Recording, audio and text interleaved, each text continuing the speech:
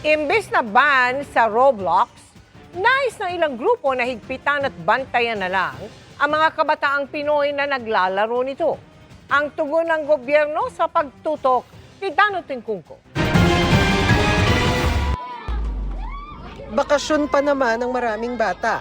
Ang sabi noon kasi ng Department of Information and Communications Technology sa Roblox na nilalaro ng marami, posibleng ipagbawal ang larong yan ngayong Semana Santa.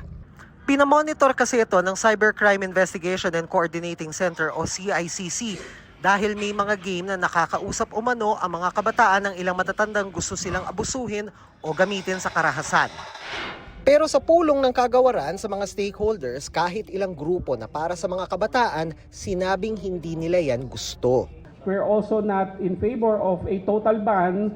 Of course, if Roblox will introduce those safety mechanisms that everybody has been clamoring or asking for. Even if we ban or restrict Roblox right now, what is saying that in the next year or in the coming years, a new platform will emerge? Kaya ang gusto nila, maghigpit na lang ang Roblox. Yan din naman umano talaga ang gusto sanang mangyari ng DICT at CICC bagaman bukas pa rin sa ban. We are not here to hinder or shut down avenues of creativity and innovation such as Roblox. We are taking immediate action, setting guardrails. If the platform fails to provide the safety and the care for the welfare of those children, CICC will not hesitate to advocate and push forward with the ban. Nasa pulong din ng Department of Education at Pulisya. Ang gusto ng huli, mas mahigpit na pagbabantay at maayos na sistema para makapagsumbong kung kailangan.